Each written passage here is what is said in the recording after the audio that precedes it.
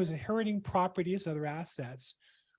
You can either choose a very narrow focus, just doing your business, your transaction, or a wider variety of services. As a real estate agent, my coach was Chad Corbett out of Probate Mastery. And really the first thing he started was to learn how to help solve the customer's problems, whatever they are. And in the course of doing that, we need to meet other professionals in related fields who can help serve our customers well, as well as work with them to bring value to help us build our business. Number one. Number two, obviously people are working with the people we want to work with. We want to learn what they're doing well so we can do that as well. So I'm really excited today. I came across Joan McCreary, who's in the estate and home organizing business, through another professional. I'm in Southern California, the LA area. She's in Northern California. But in some regards, we deal with some of the same people, some different. We have some similar approaches, some different. I had a private talk with her previously, and I just thought it'd be fun to share with her on Probate Weekly. Joan, thanks so much for joining us today. Hi, Bill. Great to see you again. So give us a quick story. How did you end up in the business, estate, and home organizing when you were your little girl? Were you playing with Barbie dolls and organizing the house there, or how did you end up in the space that you're in today? What are you, my brother? Yeah, absolutely. I was playing with Barbie dolls and organizing my space. That's exactly right. In fact, I'm excited to see this new movie Barbie because I was a Barbie fan.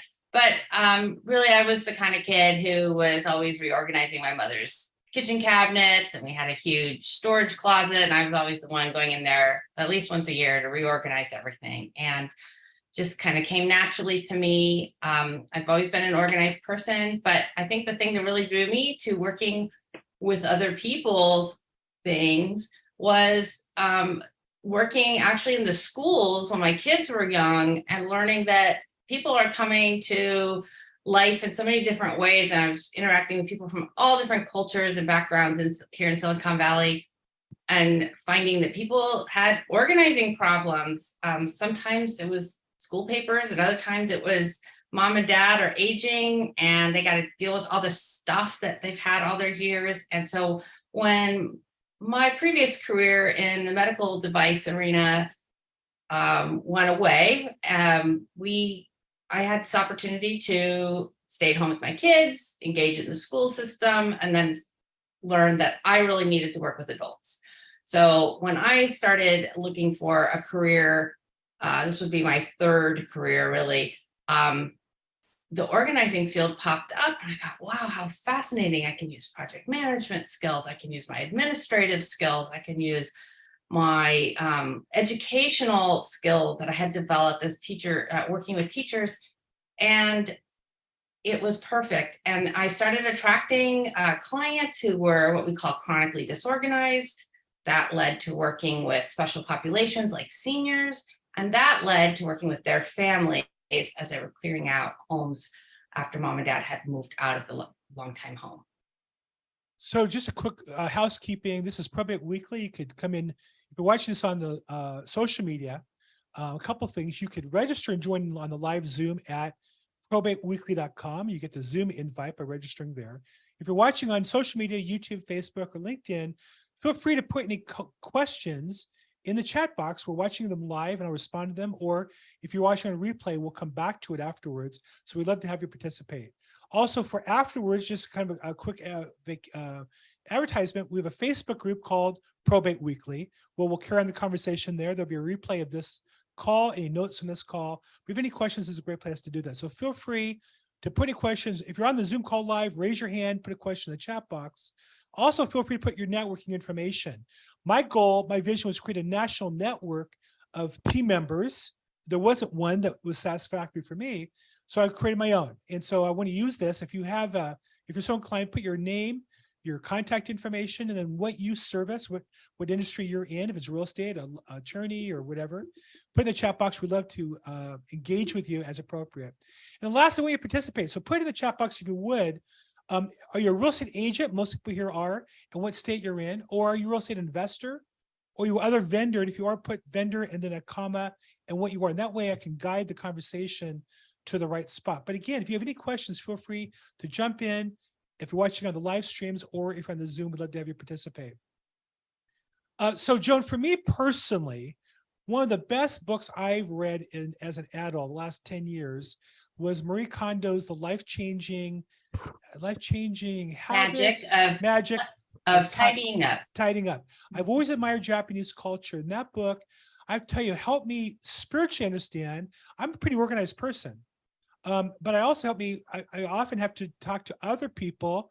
I'm not going to say my wife, I'm not going to say that because that would be rude on a national call, but other people who need help in that area.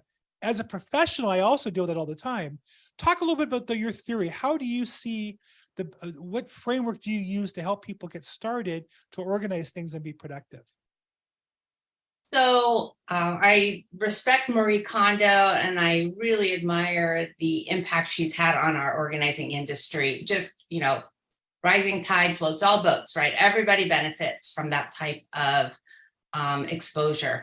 And certainly we are on a big wave right now of organizing interest, shows on television, podcasts, books, you name it, it's all over the place. My personal philosophy, and keep in mind that I am, my experience comes really with working with people with deep-seated organizing challenges, right? Not just, I want to get my closets looking better.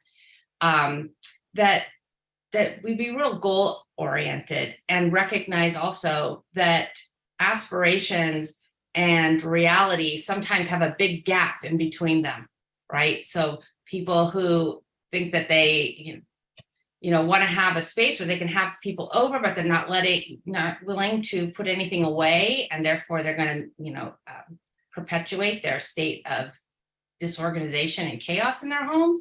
By the way, can't have anyone over syndrome, chaos, they kind of go together. So yeah, my approach is let's set some goals and let's try to figure out what we need to do to make your aspirations realistic. Like a business planning or project kind of approach, it sounds like. Almost, yeah. So a lot of times people come and they're like, I know I want to do better, but I don't know how to get there. And I think one role that the organizer can have is to help them chart that path, right? I know what can happen. I can envision how it will work.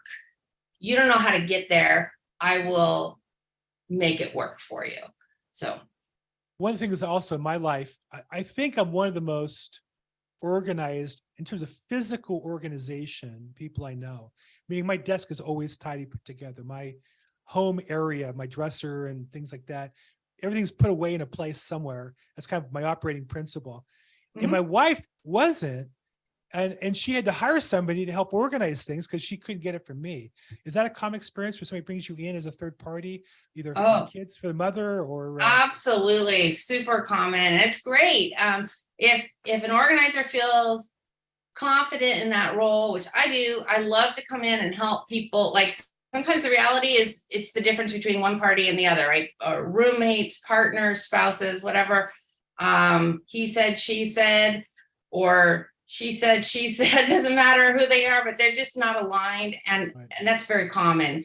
I'll tell you, my husband, polar opposite to me in terms of organized. He's not. How does that happen? I don't know. and that's pretty, it's not uncommon, right? That you have people who are really different. And I think there's still a lot of room to grow. In fact, I tell him he is one of my best learning experiences. Being able to coexist with him and to help him where I can and recognize when I need to bring in outside help, like you did.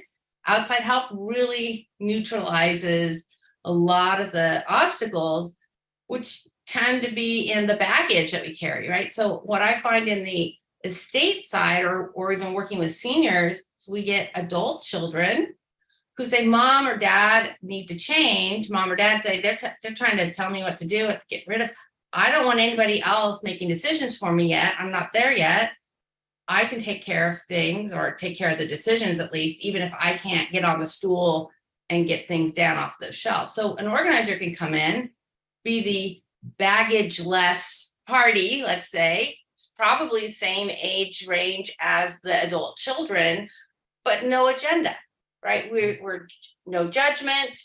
We're accommodating. We listen to the stories. We don't tell them they're wrong, but we can also nudge in the direction that they want to go. As long as they're willing to do the work with us, we can get them there.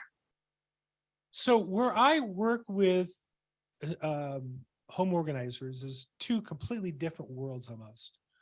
One is the families that have means, have more assets typically, planning ahead a little bit, are more likely to plan ahead on their finances. Those are the people who are going to do an estate plan ahead of time. So I will market to people in that world, and I'll share and meet and network with the Joan McCreary of Southern California, South, different areas I do business in, as a way to kind of parallel up with that group of people. So that's one area I work in. The other area is more probate, which to me is somebody died, there's an heir who lives out of state. Even if they live an hour away, it feels like they're out of state. And mom and dad let things go downhill. Mom and dad may have spent time in a facility for 6 months, so they weren't even at the property. The property could have, the water had to get turned off because it was broken or the gas leaked. The place is a complete mess. It really just needs to be cleaned out and determined what gets sold, what gets donated, what gets trashed, and handle that. So those are two different, in my mind, those are two different lines of business. Which is the one that I think you're in the former more than the latter, or do you do both? Where do you kind of fit into those two boxes? So I do both, but you're right. My work tends to be more on the trust level of clear outs. There definitely are more available funds usually in a trust. Probate is could be a little bit more difficult. And it's interesting because there's challenges with both types of estate resolutions, right? In terms of the court having oversight and having requirements that you may have to report into a probate referee. You may have to do inventory valuations of the tangible personal property. And then with a trust, you may not need to do that for the courts, but you may have to do it for beneficiaries who are arguing. And you get a lot more conflict often in the trust area than you might in a probate, in fact, where the courts are going to make the decisions about who gets what. And in the trust area, people tend to have a little bit more conflict, I think. I also understand what you're talking about with the derelict properties, where you see a lot of maybe benign neglect, things that fall into the wayside, lack of maintenance. I definitely have seen this in trust properties as well as probate in my area. I am always surprised to see a property that has not been well maintained when there is a well-established trust, but often I also see that these are properties that maybe have charity beneficiaries, didn't have family engaged and involved with the trustee, with usually the senior person who's living maybe alone, what we might call an orphan senior. And so they didn't have a support network to help them maintain things, or whether they're living in the home or in some kind of care. So first question we have in our chat box today. Now, again, if you're watching on the live stream, feel free as well, if you're on YouTube or Facebook or LinkedIn, and we'll get to those as well. If you're on the YouTube, it's a little easier to either put in the chat box or raise your hand. But we're lucky to have really a YouTube influencer from the East Coast. Has a great probate channel. We learned quite a bit, and he's become a good friend here to our show and just in general. Courtney Rollins. Courtney asked a really good question. Why don't you go ahead and ask it, Courtney? And again, keep in mind, we're talking both about Joan in her business specifically, and then we're also talking about, in general, the industry. I appreciate it. Thanks for the words. Thanks. It's great to be here. There's always some great information here. I was wondering, Joan, do you see in the space that you're in, do you know anyone that provides health and safety assessments of the homes? And do they see you as a trusted advisor that could say, hey, this home can be safe to stay in if we do these steps right here? Or looking at the situation, this home may not be deemed safe. And now I'm thinking about different questions about is there a liability there, or do you have to contact other folks. And the reason I asked is because I know in the senior world, it seems I didn't know, but I just came to realize in the senior world how much falling is an issue, especially as my dad has gotten older and he's been in and out of the hospital, and they actually, have him walk around with a sign that says fall risk. And so I just wondered if you all provide any type of assessments here. Yeah, super great question. I think that's so astute that when you have the opportunity to go into somebody's home, and whether you're a real estate professional or any kind of senior advisor, then you have this opportunity to influence somebody's life in a very positive way. And sometimes that is looking out for care and services that they need beyond what you offer. Okay, so I want to put it into that larger context, because that's how I certainly look at it when I go and somebody says, hey, can you come over and can you go help my mom and set up a one-to-one, just meet her and see what you think, if you can help her out. So I'll go, and very often I think, I am not the person who's needed right now. What they need right now is somebody who can come in and do an assessment for this person's welfare. And that doesn't necessarily mean we have to contact something like Adult Protective Services or some social service, but there are people who can come in and evaluate. So usually they are going to be either some kind of social worker or some kind of what we call a geriatric care manager. Sometimes even someone who is a certified senior advisor, CSA, which is, I believe, a national designation, can go in and make these kinds of things. And anybody can be a certified senior advisor. Some real estate professionals are. But generally, it's going to be a care manager. Those people are either called geriatric care managers, they're elder care managers, life care managers, and there is a Association of Life Care Advisors, I think it's called now.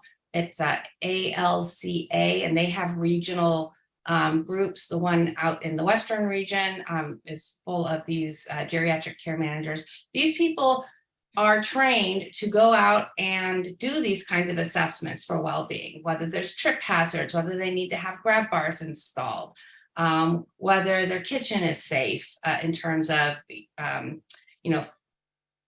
stuff on counters that's interfering with food preparation, or as a fire safety fire hazard, that kind of thing.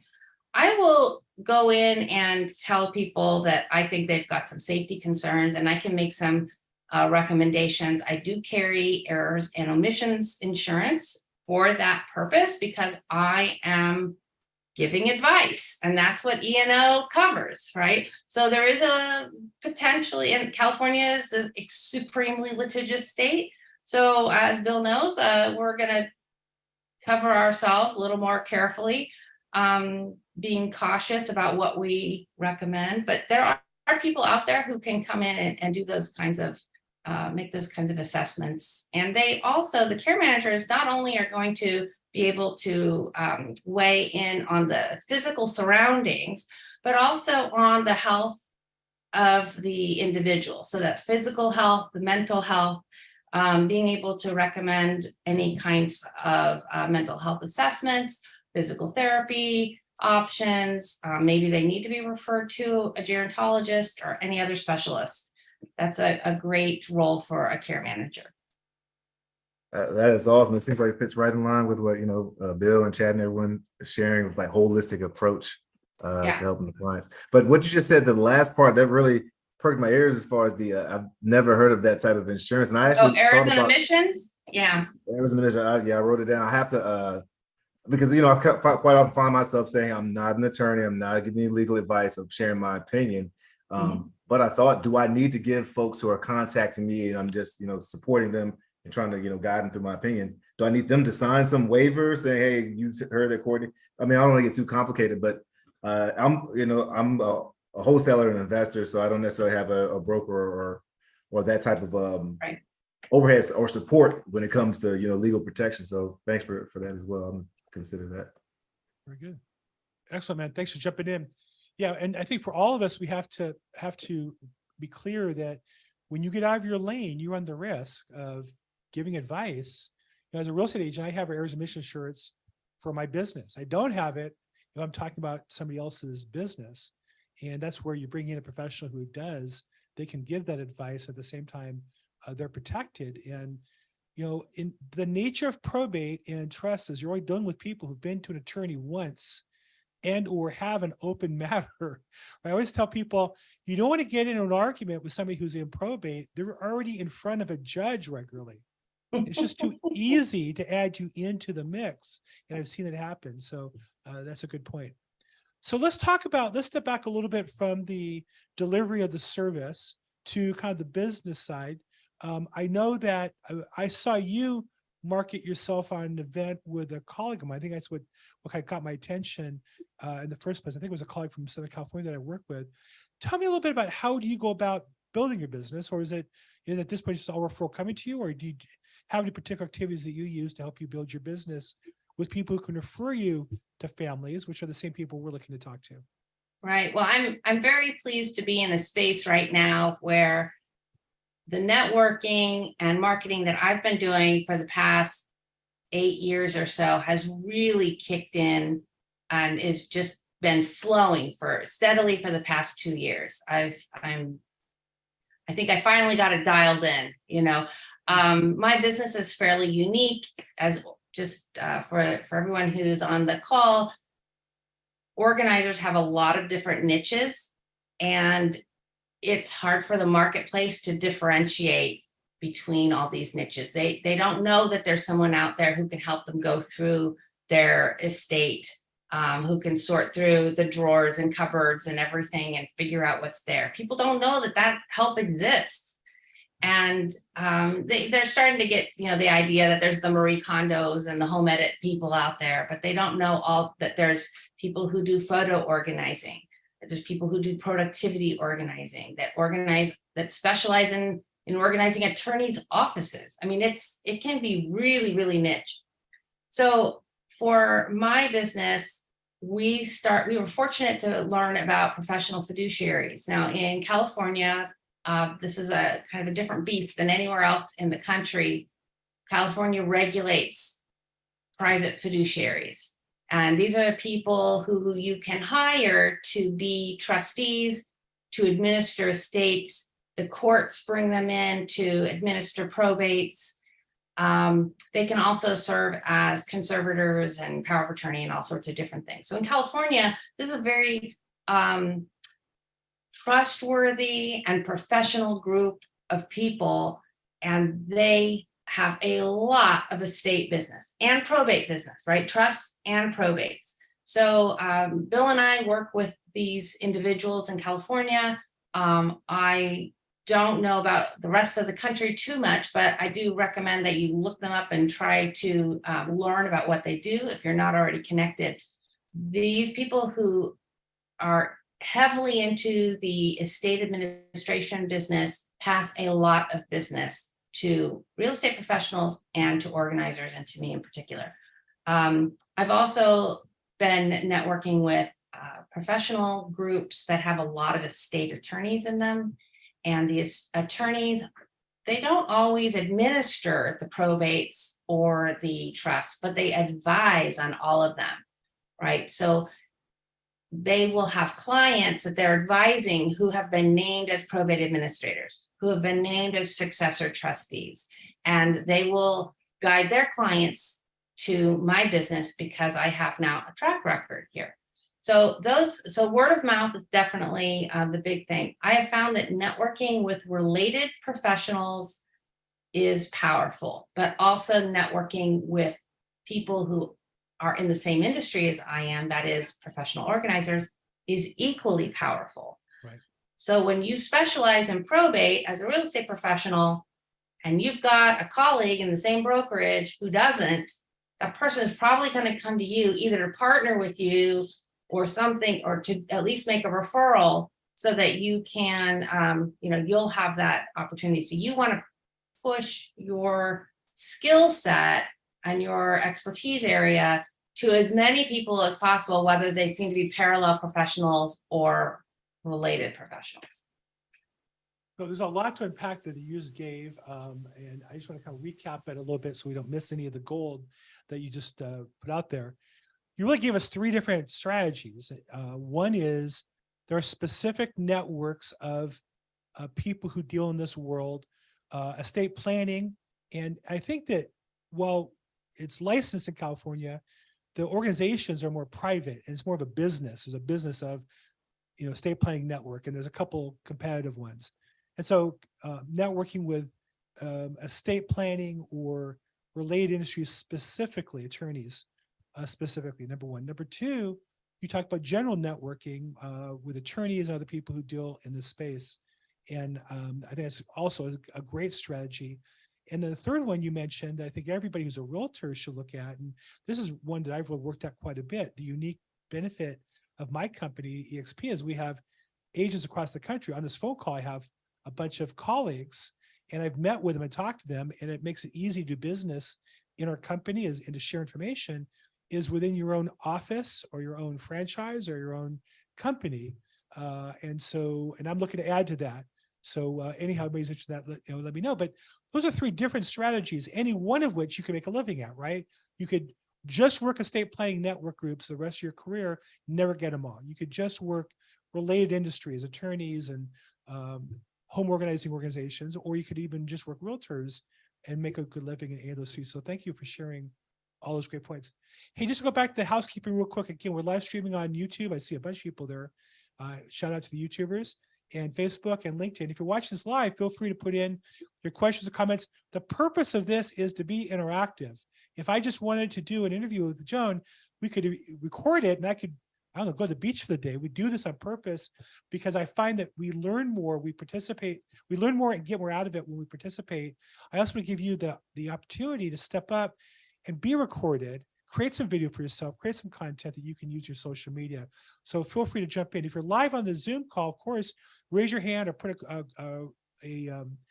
question in the chat box. I'd love to call on you. And then after this is done, if you're watching a recording, in addition to the recording itself, this is in our Facebook group, Probate Weekly. I'd love to have you participate there. So I'm an attorney, 5 people who have done trust with him. I am an attorney, 5 people who have done trust with this. So Sherry, I think you're saying you're an attorney and you has done about 5 trusts. That's great. And so that's a very valuable. Well, let me ask you, Joan, let's say you go through your life and are attorneys able to refer their clients? Yes. The whole point of this, Sherry, is that she asked the question, can attorneys refer clients? Yes, they refer amongst each other. They're attorneys who do, criminal law, who don't do probate or estate planning, who meet a customer and say, well, I don't do that, but my friend Joe does. And so if you find an attorney that does estate planning or does probate work, you would introduce them to other attorneys that they're friendly with for that purpose as well. Okay, so Joan, I'm sure that you must get approached by, maybe you have, maybe you haven't, other real estate agents in the probate space, or seen them, of course, your business, or seen them, of course, your networking. What are 1 or 2 of the things that you see the best people, the best realtors in particular? Let's talk about that because that's most of our call. What's 1 or 2 things you see the best realtors doing on the business development side to help them build their business that maybe the others aren't doing? It's a great question. When I see real estate professionals who are really, first of all, really listening to the needs of all the parties that might be in a probate case, right? So they not only understand that there are these multiple parties, but they're listening to what their needs are for each case and able to articulate that back. So this is, part of just good listening, right? And good interpersonal relationships. When you communicate, you hear that, the attorney's got a need, that the courts have a need, that the family has a need, that the organizer has a need, and and understanding that these are all going to have to be addressed, and you can't just barrel through the process, right? Because so these real estate professionals are listening to deadlines that are needed, to documentation that's needed, to where the approval is going to be needed. So in a probate sale, as you may or may not know, the court has to approve the actual offer. So you have offers that come in, and the court is going to tell you that you can or can't take an offer based on what they think the property is going to be worth. And sometimes it's kind of going to make you tear your hair out because it's not realistic, or it doesn't seem to match, what the market's driving at that moment.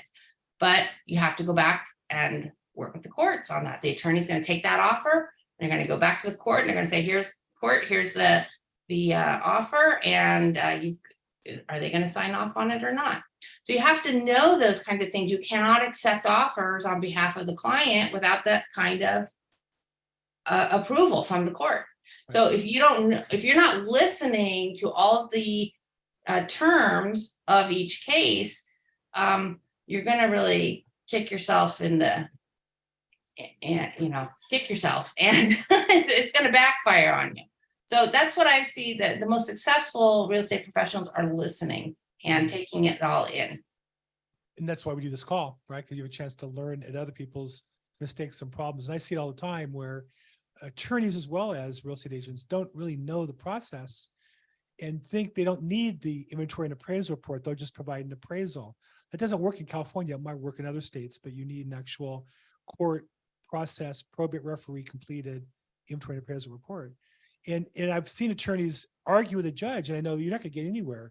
There's no way the judge is going to deviate from that requirement. It's just too common. It's just too, maybe in an emergency or life and death for sure, but in the normal course of business, they're just never going to go for that. So you need to learn kind of the processes as well. So I think you answered both questions: what the best do and what do the worst do. So let's talk about business development. What do you see? Do you see real estate agents in your space doing business development successfully? And what are they doing to generate that business? Besides doing a good job and getting referrals and earning them, what do you see them doing from a business development point of view, from the activities, if anything? Well, one thing I have admired is the people who will put on panel discussions or workshops for the community, whether that's at a senior community or whether it's at a condo complex or wherever. Maybe it's in your own office and you're just inviting people who are on your mailing list. And they're putting together people like myself and a senior placement advisor, maybe an estate planning attorney, people who are in the space that are going to influence the outcome of any potential sale that comes up, right? But what it does is it's a learning opportunity for this community to come in and hear from other senior service professionals. And that's what I wanted to, I do want to emphasize that senior service professionals. Okay, so there are numerous people Let's all chant that together: senior service professionals. Okay, got it. Right? Okay, so who are senior service professionals that you could invite to something of this nature? Well, we talked about geriatric care managers already. I mentioned senior placement advisors. So these are people who generally take a commission from senior communities to place an individual in an apartment, a cottage, or whatever unit that they're going to buy into or rent in these larger communities, right? And then they're moving out of their home, so then you can presumably sell their home for them. So the placement advisor is a very important professional for your potential buyers to meet. An organizer is great because we help with the downsizing, the preparation, the mental parting with the things, and the physical parting of the things.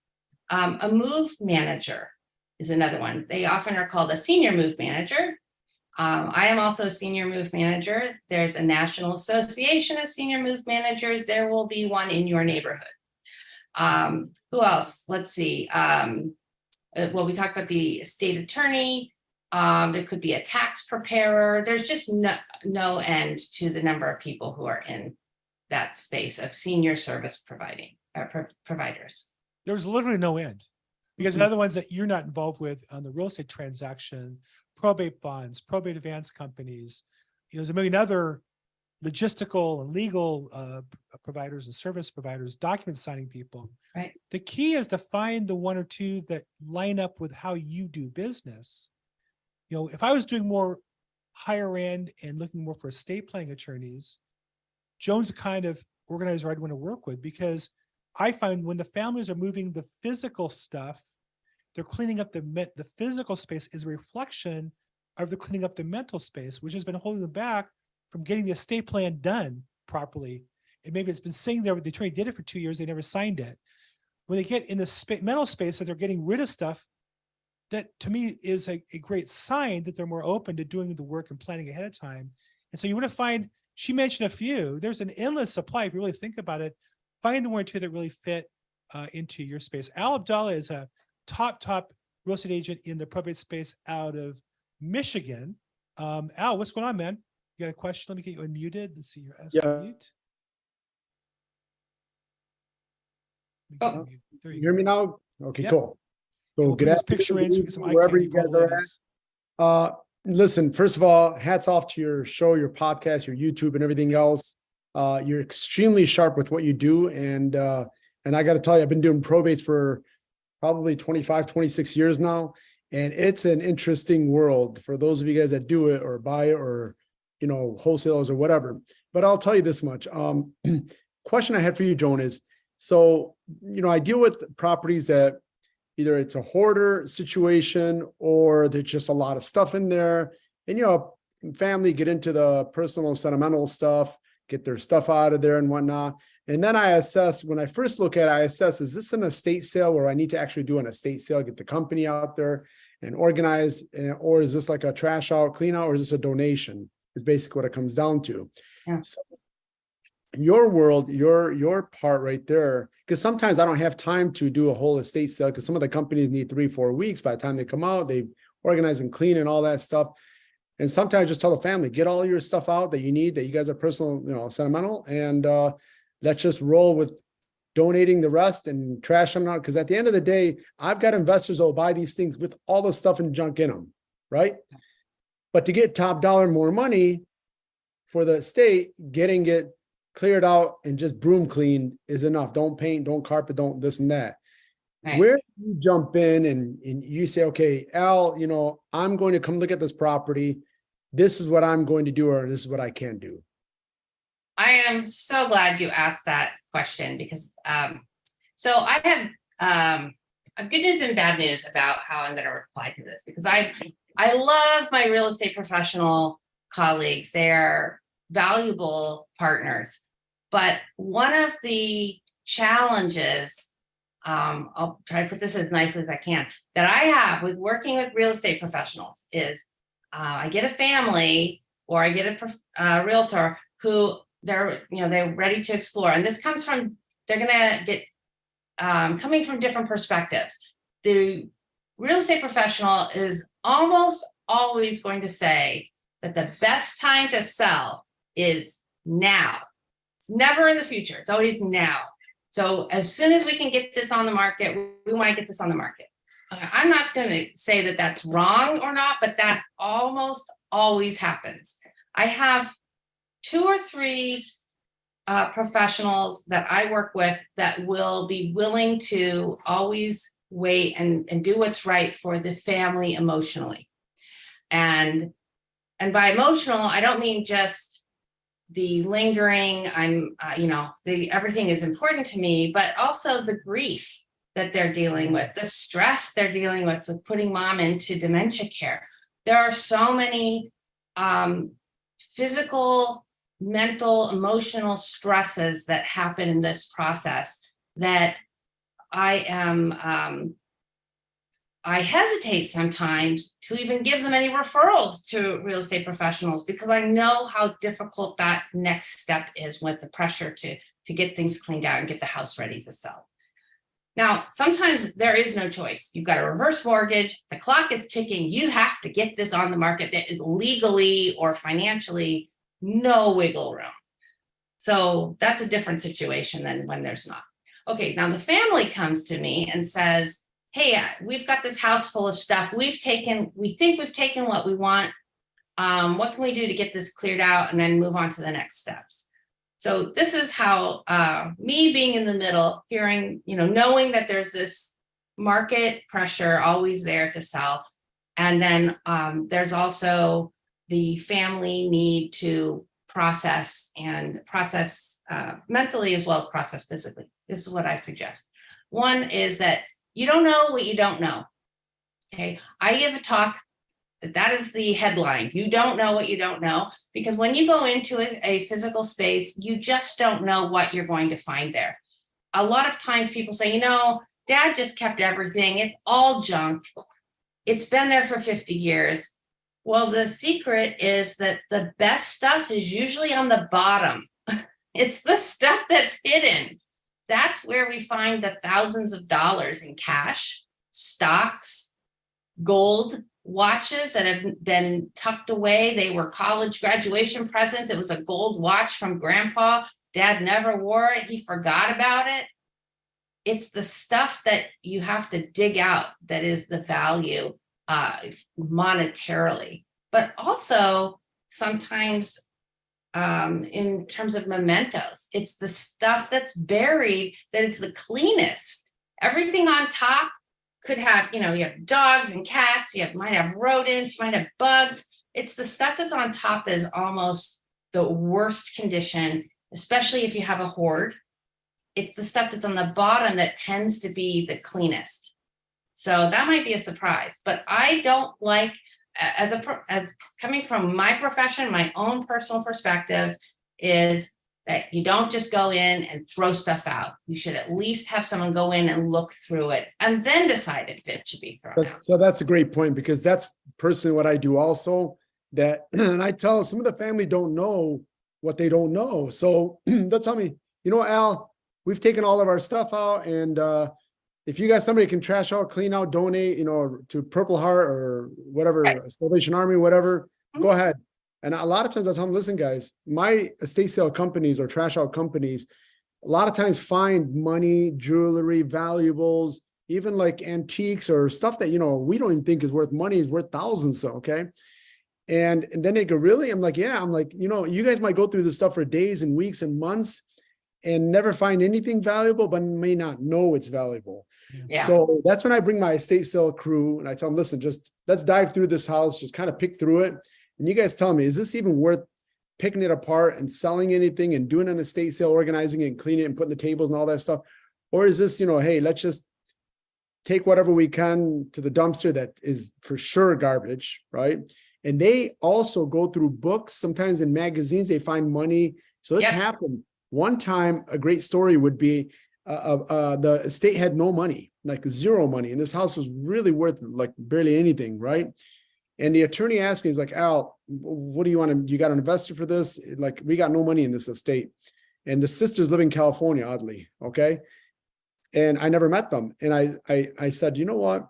The house needs a lot of work. The mold, the water, it's been flooded. There's 5,000 records in the basement that could have been worth something had somebody paid attention to this house and not allowed it to flood. In Michigan, we have a lot of basements.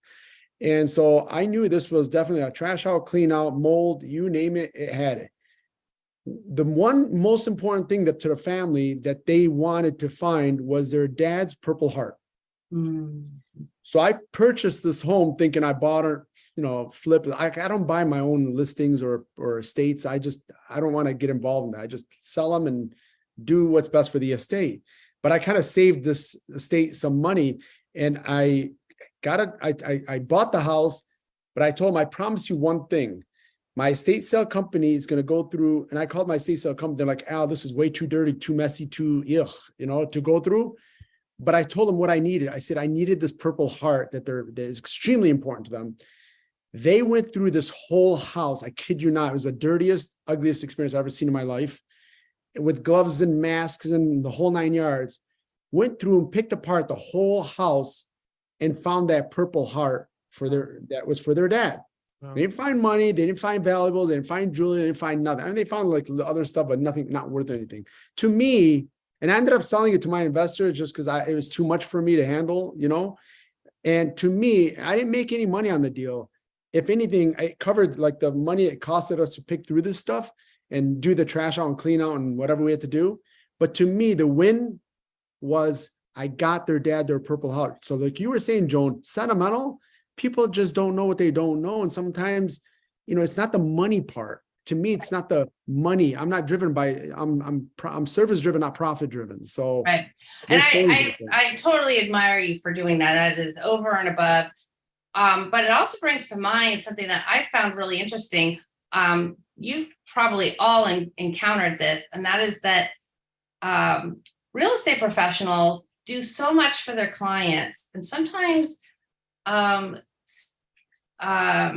want to say, like, staying in your lane, doing what you really do best is sometimes the best thing to do for your client. So if you had been selling that house, bringing somebody else in to do that, where they're getting paid either through escrow or directly from the trust, if there is a trust, or probate funds, if there is probate funds, would have been, you know, a great thing for someone else to do so that you could work on, you know, getting more cases. I don't want to say you did the wrong thing. I think you did the right thing, because I don't know if anybody else would have really gone to that effort in that particular situation to find that Purple Heart. So that's amazing. But I do find that a lot of people tell me, oh, I wish I'd met you last month because I just finished clearing out this house. I had to bring in 3 dumpsters. And I said, well, who went through the house? Oh, I did. Like, aren't you selling the one listing the house? Well, yeah, that's why I did it. Well, I don't think that's really, you know, I don't think clients expect the real estate professional to clean the house, to sort the house, to sell the things. You're dealing with the real property, not what we call the tangible personal property. So when you have that opportunity, consider looking in your area for someone who can do this. There are national associations that you can look up, you know, professionals by zip code or by city. I'm going to throw a couple out here if it's okay, Bill. One is the Institute for Challenging Disorganization. It's challengingdisorganization.org is the website. And that site has people who specialize in chronically disorganized clients and hoarding. So hoarding situations, people who have hoarding behavior. We really don't use the word hoarder because it's, even though it's used in a television show, it is a very pejorative term. And so the people who are actually dealing with any kind of hoarding disorder, they feel a lot of shame and stigma from that. But challengingdisorganization.org. And then the other one is NAPO, NAPO.net. And NAPO is the National Association of Productivity and Organizing Professionals. Why is it not called NAPOP? I don't know, but it's NAPO.net. And that one has a wide range of organizing professionals, including estate clear out professionals like myself. Awesome. Awesome. Thank you so much for all that. Al, thank you for checking in. Appreciate having you. Okay, so I'm sorry, NAPO.net was one. What was the other one was the challengingdisorganization.org. Challengingdisorganization. Got it. Okay, I'll put that in the chat box as well. Good. And I wanted to bring out one other. There was a question from Debbie in the chat about whether she recommended the family review everything top to bottom before the organizer comes in. And that is up to the family if they want to do that. But one of the services that I provide is the family can look first or not look first. We go in and we do what we call a discovery phase. So we, from top to bottom, inside, outside the house, under the house, in the attic, in the garage, every place, we are looking for everything and figuring out what's there. We'll throw out the really obvious trash and recycling, but we will give the family a chance to review what we've found, whether they've looked through the house or not, right? So sometimes we're finding the stuff that they overlooked. They didn't have the time to do it. They didn't know what they were doing. They were overcome with grief. They had other estate issues to deal with. And this could be for probate or for estate, right? So it can go for either scenario. But the organizer can come in and do that exploratory work first. And then once we figure out what's there, what the family is going to take, then we can craft a plan for how to get rid of the rest, whether that means an estate auction, we do online auctions, whether that is an estate sale, or whether that's just rehoming everything. And yeah. So I'll ask the question also that I have is, when you come out to do that initial evaluation, is there a charge, like an initial consult fee, or is that something you do to look for the business? What's that first phone call look like? Yeah, so the phone calls are free for us. I'm happy to talk to anybody anywhere in the country, actually. Anybody wants to call, just ask questions about how this works, what they should be looking for. Happy to talk with them. If I go out to a job site and they want a consultation, kind of a strategy setting, then I'll charge my hourly rate for that. I don't have a charge for making it just an estimate, but if they want to know, like, well, how are you going to do it all? That's kind of like showing them my hand, right? So there's a charge for that. Got it. Well, look, I certainly appreciate, for all those of you in the call, I'm sure you've learned a lot. Again, the goal here is a couplefold. One, she's a great resource we can use for our business. Number two, she's an example of how to build a business that we can imitate or learn from some of her strategies and tactics. I just really appreciate your time with us, Joan. So let's do a quick advertisement on you. So once I get a hold of you, you conveniently have there on your Zoom your website address, jmpoestate.com. What does JMPO stand for? It stands for Joan McCreary, professional organizer. There you go. I saw the J and the P, and I knew it belonged somewhere, the J and the M. Okay, so jmpoestate.com, and her phone number 408-896-6262. And you service primarily, how you describe the service area that you work in? Well, Silicon Valley is a pretty good description, but Santa Clara County, San Mateo County, and the 880 corridor along the East Bay of California and Northern California. Fantastic. And so I appreciate being on today. Reach out to her, and then nationally as well, give her a call, because she has networks she can plug you into and directions she can point you into as well. So Joan, thank you so much for being on the call today. I really appreciate your friendship, your help. I look forward to doing some business with you in the Northern California area. Thank you. Thanks so much. And for everybody else on the call today, again, this is Probate Weekly. We do this every Thursday, 4 p.m. Pacific time, 7 p.m. Eastern. We live stream it on YouTube, Facebook, and LinkedIn. Love to have you join us next time. You can watch the past episodes at episodes.probateweekly.com. I'm Bill Gross. You can find me in social media at Bill Gross Probate across social media platforms. I appreciate you guys being here. Have a fantastic week. If I can help, reach out. And as always, make today your best day ever. Thanks so much, everybody.